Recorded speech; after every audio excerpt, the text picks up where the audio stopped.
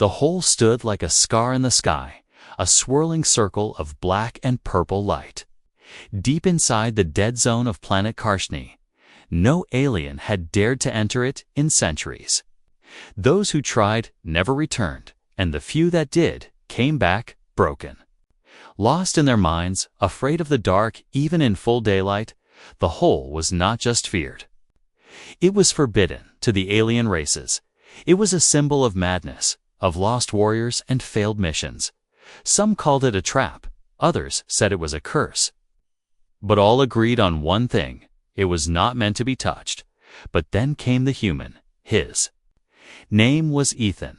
He was not a soldier, not a scientist, not even a pilot by alien standards. He was just curious. He had arrived with the Earth's diplomatic team, meant only to observe and learn. But when he saw the hole, something changed in him. The alien researchers stood around the ancient stone platform, arguing. Some shouted that the hole was growing. Others said it must be sealed with bombs. A few wise ones remained silent, staring at it like it was watching back. Ethan stood at the edge of the platform, hands in his jacket pockets, his face calm, but his eyes full of questions. One of the aliens noticed him and scoffed. "Stay back, human. You have no idea what this is." Ethan turned to the alien. "You're right, I don't," he said with a quiet voice. "But maybe it's time someone finds out." Laughter followed, sharp and cruel. "What are you going to do? Jump into the void?" "Foolish human," another one said. "Even our strongest warriors failed." But Ethan didn't answer. He stepped closer to the hole. His boots clicked softly on the old metal surface. Dust rising from centuries of silence, the hole shimmered, pulsed, almost like it sensed him. "Stop!" A voice shouted. One of the alien scientists rushed toward him. "We don't understand it. We don't know where it leads," she cried, her face pale. Ethan turned to her and smiled gently. "Exactly, that's the problem. No one knows. Everyone is afraid." He looked up at the swirling vortex. His heart pounded, but he didn't hesitate. He closed his eyes slowly and whispered to himself, "Sometimes you have to jump first and understand later." The platform lights flickered. The wind began to pick up, as if the hole responded to his courage. The aliens backed away, shouting, warning him. But he didn't hear them anymore. With one deep breath, he took a step forward and jumped. There was no scream, no flash of light, just silence. He fell through the hole, his body surrounded by spinning light and colors he had never seen before. His heart pounded like a drum, but he didn't open his eyes. He trusted the fall. He trusted the decision. Then everything stopped. He felt no ground, no air, just stillness. He opened his eyes slowly. What he saw took his breath away. He was floating in a sky filled with giant, glowing shapes, like whales made of glass swimming in the stars. Around him were floating ruins, broken machines, and pieces of alien ships from long ago. Some looked ancient, others recent, all lost here. Trapped in this forgotten place, Ethan turned slowly, amazed, afraid, but alive. "Where am I?" he whispered. The place responded with a hum, gentle and deep, like a heartbeat. Light moved through the ruins, flowing toward him, surrounding him, studying him, and then a voice came, not loud, not harsh, but soft and clear. And it spoke in perfect English. "You are the first in a long time," it said. Ethan froze. "Who are you?" he asked, but there was no reply. Just the sound of the windless sky and the distant echo of the stars. He floated there, in the heart of the unknown. His body untouched, his mind clear. And he knew one thing for sure. This place had been waiting for someone like him. Back on Karshnin, the aliens stared at the still hole in silence. None spoke, because none could believe what they just saw.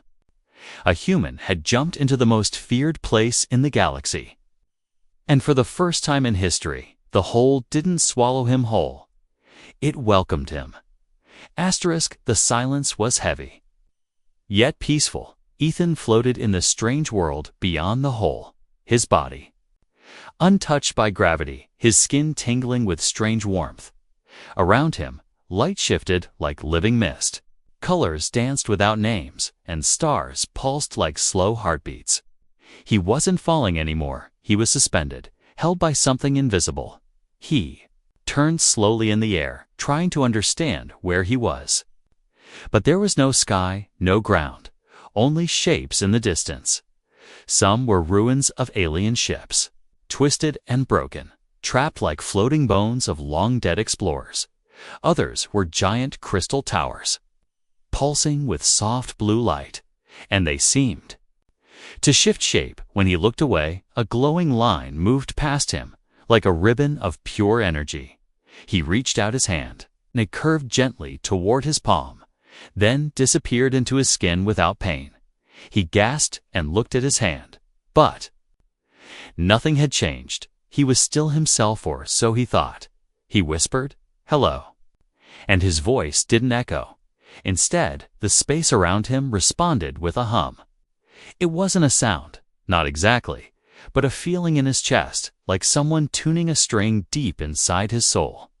Then, from the light ahead, something moved. Not a creature, not a machine. It was something in between. Its shape kept shifting, like a walking shadow made of stars and smoke.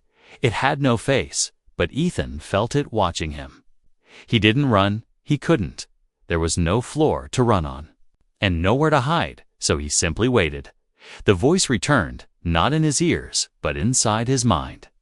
"You are not like the others," it said, calm and curious. Ethan swallowed hard. Who are you?" "I am what remains," it answered. Of memory, of judgment, of trial. He didn't understand, but his fear slowly faded. "Why me?" he asked. "I'm just a man." "You are chaos and balance," it said. "You are fear and courage. You are choice." Ethan floated closer to the being. Though he hadn't moved at all, it was as if space itself pulled him nearer. Around them, ruins began to glow faintly, as if his presence was waking something ancient. Suddenly, memories that weren't his flashed through his mind. Planets burning, voices screaming in unknown languages, soldiers fighting and vanishing into light. He gasped and clutched his head, but the visions passed quickly, leaving only the echo of sorrow. The being spoke again. "They came before you, those who thought they were strong. They brought ships and weapons, pride and fear. But they failed. Why?" Ethan asked quietly. "Because they looked only outward and not within." A soft wind, though there was no air, brushed against him. Something wrapped around his wrist. Golden thread of energy. It pulsed gently, like a heartbeat, and connected him to the being. "What is this?" he asked, his voice shaking. "A link," it answered.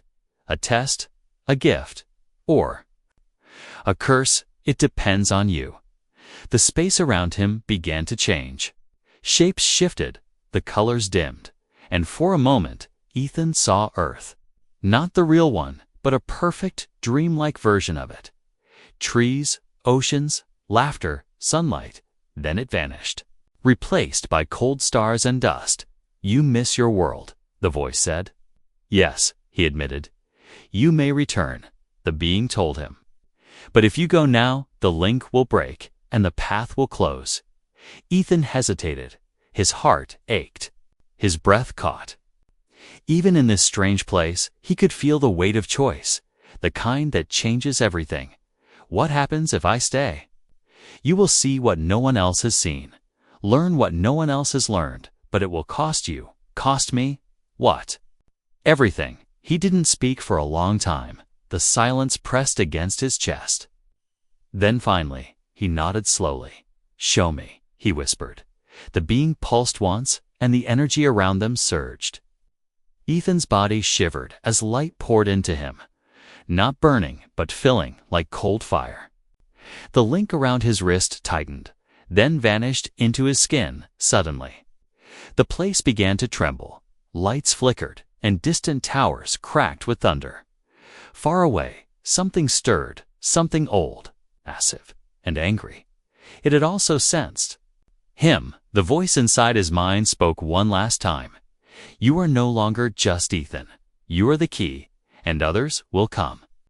They will follow you here, some to stop you, some to claim you. Ethan looked into the endless dark, his heart beating faster. A strange world waited before him. And behind him, the hole still glowed faintly, a bridge between what was and what could be, and somewhere out there, something was watching him back. The light didn't just shine, it pulsed, like a living thing breathing in the dark. Ethan didn't know how long he had been drifting through this strange place. But something deep inside him had changed. The silence around him was not empty. Anymore it felt full of whispers, watching eyes, and hidden doors waiting to open. He floated through a field of broken monuments, each one humming with quiet energy. They weren't built by any species he recognized. Some looked grown from crystal, others shaped from melted stone. All of them pointed toward a single tower in the far distance, a dark spire rising endlessly. Too high, too thin, and too alive. As he moved closer, his body responded strangely. The closer he got to the spire, the heavier the air felt. Heaven. Though there was no real air, he could feel pressure on his skin, on his bones, even in his thoughts. The place was testing him, not with puzzles, but with emotion, memories, fears, desires.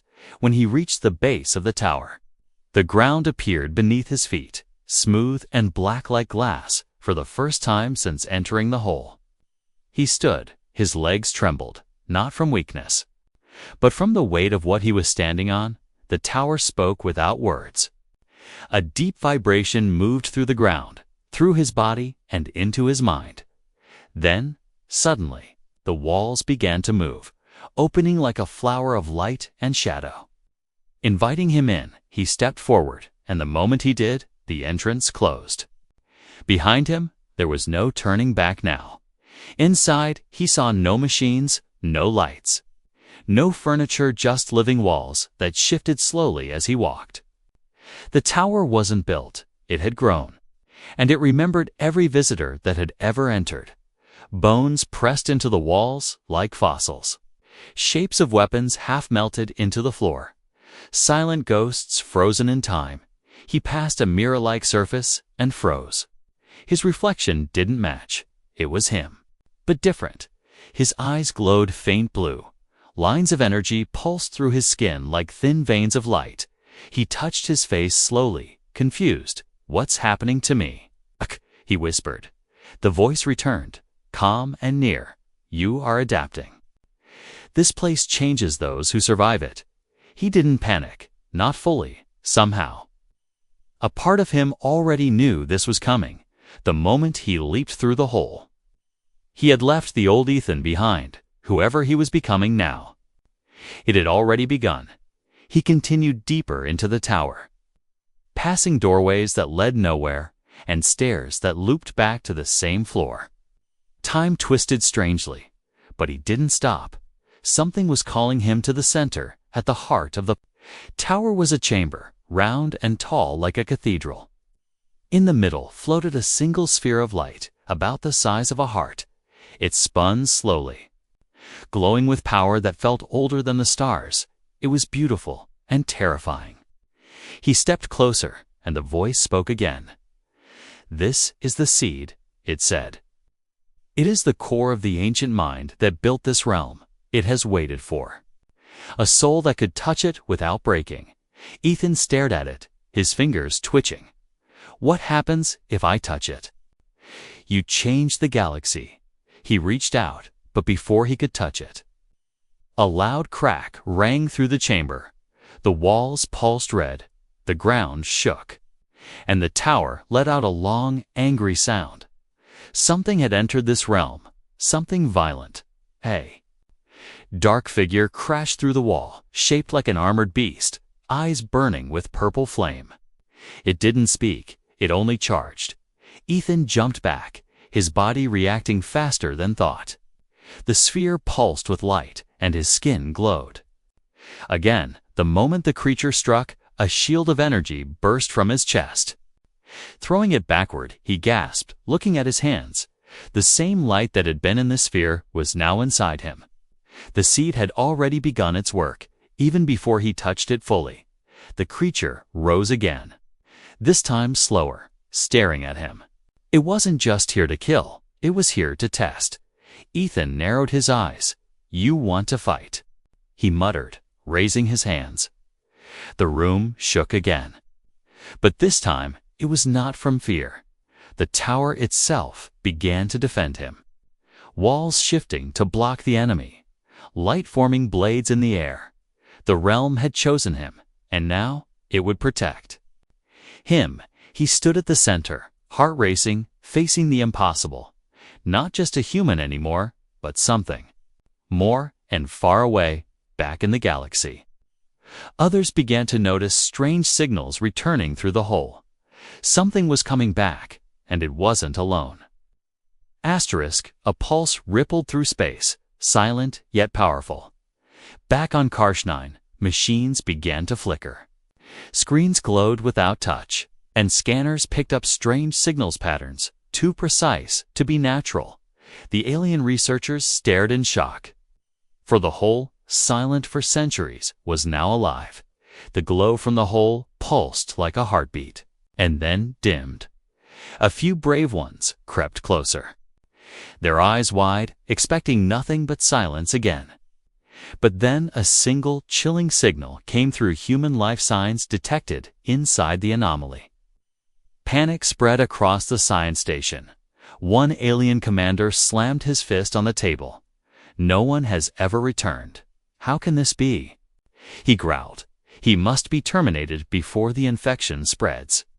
Orders were given quickly. Cold voices filled the room with fearful urgency. "Send the enforcers," said a high-ranking counselor. "Seal the hole behind them if you must." 5. Elite assassins were dispatched, creatures built for killing. Emotionless and trained to survive any realm. They were injected with resistant serums and cloaked in shadow armor. They didn't ask questions, they only obeyed. Meanwhile, inside the tower, Ethan stood still, heart pounding as the dark creature circled him. The walls shifted protectively, but he knew the real test wasn't over. The enemy wasn't alone. Suddenly, a portal cracked open inside the tower, and from it, the assassins emerged. They scanned the chamber, eyes glowing red, weapons raised, faces blank. Ethan stepped back, hands glowing with faint blue light. The strange energy inside him responded. To his fear and then to his will. He didn't know how he was doing it.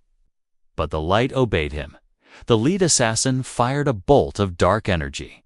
Ethan raised his arm, and a glowing shield formed instantly. Blocking the shot, the tower's walls screamed.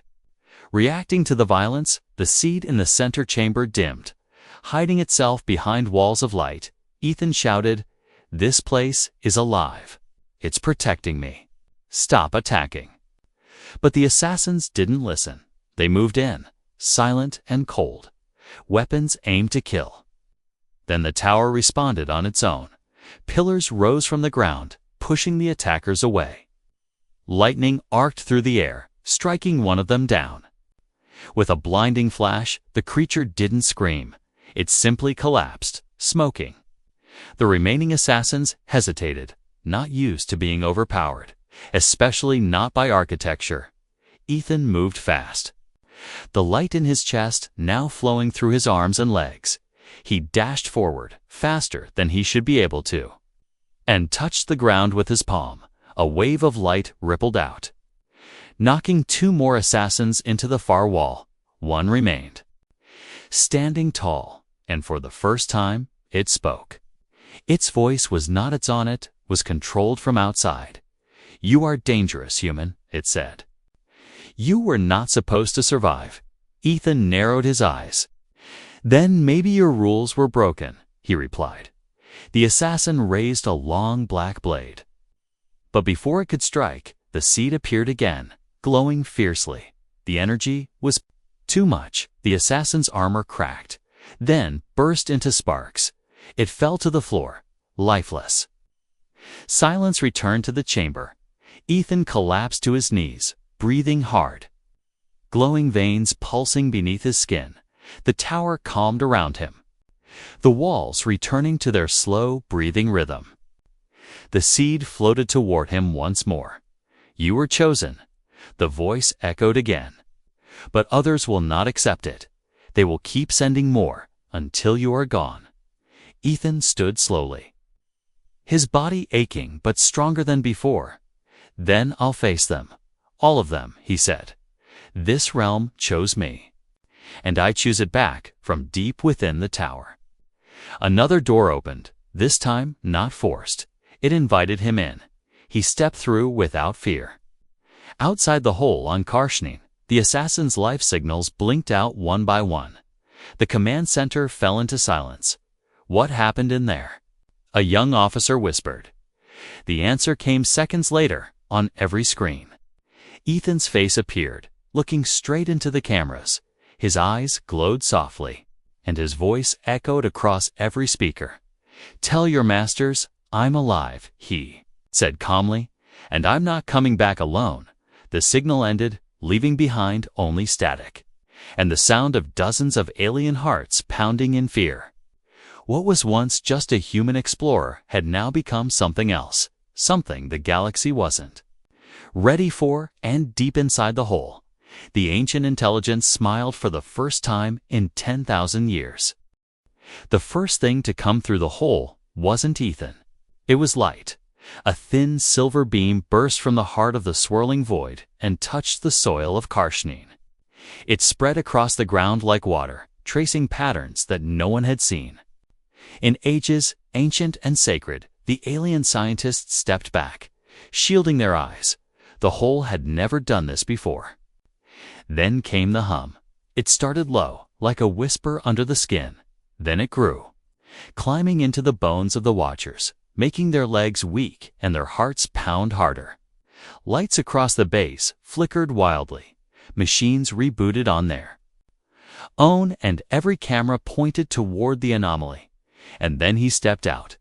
Ethan's body emerged slowly, not falling, not climbing, but floating as if the realm behind the hole still held him gently. His boots touched the ground, and only then did the glow around his skin begin to fade. His eyes still shone blue, but dimmer now. His breath came steady, his expression unreadable. The crowd didn't cheer. They didn't run either. They just stared. This was not the same human who went in. He looked stronger, calmer, but distant, like part of him had stayed behind. His clothes were torn in places, burned in others. But around his wrists glowed soft lines, like vines of light etched into his skin. The commanding officer stepped forward, helmet under his arm. Identify yourself, he said sharply, trying to keep his voice steady.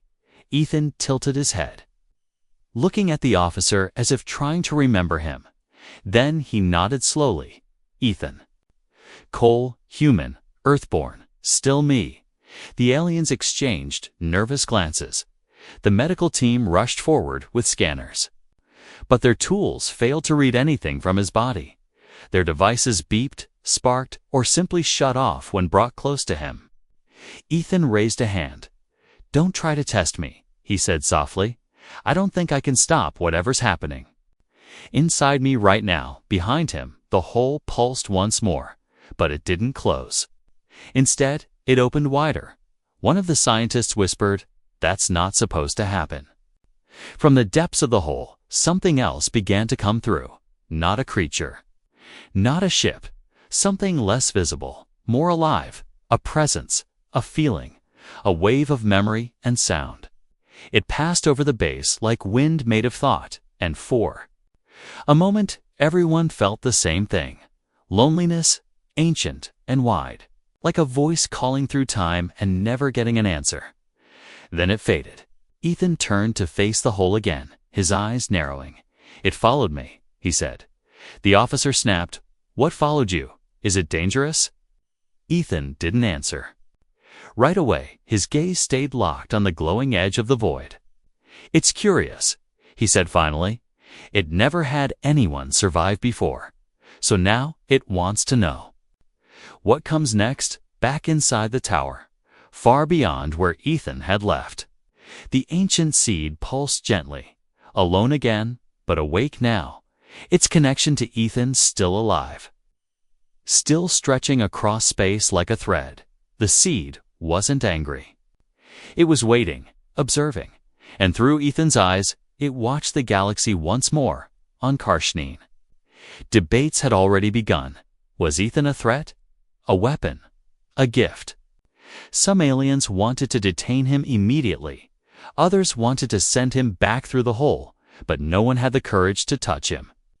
Let alone order him. Ethan walked among them slowly, watching their eyes, sensing their fear and their curiosity. He knew what they were thinking, what they were all too afraid to say. He had become something new. He entered the base quietly, sat down where he had once listened to alien lectures, and waited, his hands resting calmly. Though the light still pulsed gently under his skin like slow thunder, one of the researchers, a young alien female with shaking hands, finally asked, "Did it hurt?" Ethan looked at her, and his voice was almost a whisper. "Yes," he said, "but not the way you think." She blinked. Then, "Why didn't you stop? Why go through all that?" He looked up toward the sky, where stars were still hidden by the clouds of Karshnin. "Because someone had to be first," he said. "Someone had to stop being afraid." Outside, the hole shimmered again, not in anger, but in welcome. And in the silence that followed, everyone knew.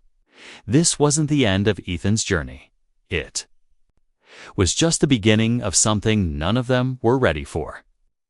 They brought him to the Grand Council chamber under heavy guard.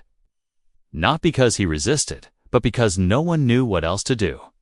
Ethan walked calmly between rows of armored aliens, their weapons humming with nervous energy. He didn't flinch, didn't speak. His hands were open, relaxed, and glowing faintly. Like something inside him was quietly alive. The chamber was deep underground, built inside the bones of a dead starship buried centuries ago. Lights hung low and cold, casting long shadows across the metal floor. At the center stood a table shaped like a ring where the most powerful minds in the galaxy had gathered. One of the elders, a sharp-eyed creature with silver horns and skin like stone, leaned forward. "Human, you will speak, and you will answer clearly. What did you find inside?" "The hole." Ethan stood in the center of the circle, eyes half lowered. He looked like a man who had seen something too large for words, too deep to explain. He opened his mouth and said softly, "The truth." Silence spread like wildfire. A few council members exchanged glances, confused or angry. One shouted, "We did not summon you for riddles." Ethan raised his eyes, and something in them made the entire room go quiet. "You called the hole a curse, a danger, a place where minds are lost," he said. "But it's not a prison, it's a mirror." They didn't understand. He stepped forward slowly, the glow under his skin pulsing once, as if in agreement. The hole is not a thing. It's alive, or at least connected to something that is. Something very old. Something that wanted to understand the ones who passed through. One counselor spoke up, her voice careful. "Why did it choose you?" "I don't know," Ethan said. "Maybe because I didn't bring fear. I brought questions. And when I fell through, I didn't fight. I listened." Another voice asked coldly, "And what did you hear?" He looked around the room, at their guarded faces, their tight grips on power, control, and order. Then he spoke slowly, each word like a quiet drumbeat. "I heard that this galaxy was once full of giants, not just in size, but in mind and spirit. They built wonders, but they vanished, and before they left behind a test, a hole." A murmur spread across the chamber. One elder hissed, "A test for what?" For courage, Ethan replied. For trust, for balance, for something. No machine, no pure logic could pass, and only a human did. A counselor scoffed. You expect us to believe that? I don't care what you believe, Ethan said calmly. The whole believes me. And now it's watching this room. Through me, at that moment, every light in the chamber flickered. Sparks danced across the walls, and the floor vibrated for a few seconds. All the screens in the chamber went black. Then, one by one, glowing words appeared on each screen. Written in a language none of the aliens knew, but Ethan did. He read. It allowed his voice clear and steady. The door has opened, but the gatekeeper must choose. The elders froze. What does that mean? One asked. Ethan's glow brightened slightly. It means I'm the key now. But I don't get to decide everything. I only get to open the way or close it. A shadow moved outside the chamber, unseen by most, but Ethan turned his head toward it and whispered, It's already here. Guards rushed to the doors, but saw nothing still. The air had changed thicker, colder, full of pressure like something massive stood just beyond the walls. Ethan looked at the council one last time. You don't understand what you've been guarding all these years, he said. You called it dangerous. You locked it away. But it wasn't the hole that was the danger, one alien asked nervously. Then what is? He turned to the door and answered, What's on the other side now that it's awake? In the distance, alarms began to scream. Lights turned red. And reports poured in and energy surged near the hole. Structures rising from the soil, made of nothing but light and memory. Ethan didn't wait for orders. He walked out of the chamber alone, guards too afraid to stop him. The ground trembled under his steps, and his body grew brighter with each one, like he was sinking with something no one else could see. Outside, the hole hovered silently, but the sky above it was no longer still. Shapes moved inside the clouds, long and slow, like giants returning home. The stars seemed closer. The wind carried strange sounds, like distant voices calling an ancient name. Ethan stepped to the edge of the hole once more, the place where it all began. His voice was low but strong. You're ready, aren't you? The hole answered not with words, but by opening wide and waiting for his command. The sky was no longer blue over Karsh-9. Instead, it shimmered with lines of silver and gold, like threads of a great unseen web, stretched across space and trembling with energy. The hole had grown wider, but it didn't spin wildly anymore. Now it pulsed gently, like a heart at rest, waiting for its guardian. Ethan stood before it, silent. His skin glowed with soft blue light. Not from pain, not from fear, but from the deep connection now rooted in his soul. He was no longer just a human from Earth. The realm beyond the hole had accepted him, changed him, bonded him to itself, behind him. The highest ranks of alien officials gathered, silent and unsure. They had come in armor, ready for war. But now they stood still, watching one man prepare to command what none of them understood. What he had become frightened them not because he was cruel, but because he was chosen. The hole flickered once, and a beam of light shot into the sky. Then came a sound low, slow and ancient, not made of any language, but understood by all who heard it. It said only one thing: the gate is ready. Ethan took a step forward, and the ground beneath him changed. The platform turned into glass, and images moved beneath his feet, stars being born, planets spinning, cities rising and falling. Memories of entire civilizations lost to time. They all had touched the hole, but none had passed its test. He raised his hand, and the light responded, forming a door in the air, not solid, not energy, but something between both. It shimmered and pulsed with the rhythm of his heart. The air around him bent slightly, as if space itself bowed to him. Then, to everyone's surprise, Ethan turned around. He looked at the crowd of aliens, scientists, generals, leaders, even children. They waited for him to go alone, like he always had. But this time, he didn't want to be the only one. "This door doesn't lead to death," he said. "It leads to understanding. It leads to the place where fear is tested and truth is revealed." No one moved. Then, small alien girl stepped forward. Her eyes were wide, her hand trembling. But she walked toward Ethan without hesitation. She reached out and touched the edge of the glowing door. And instead of pain, it gave her warmth. Ethan smiled gently and reached for her hand. Oh. She stood beside him silently, ready. More followed. One by one, aliens stepped forward. Not rulers, but the curious, the broken, the hopeful. Together, they formed a circle around Ethan, drawn not by orders, but by faith.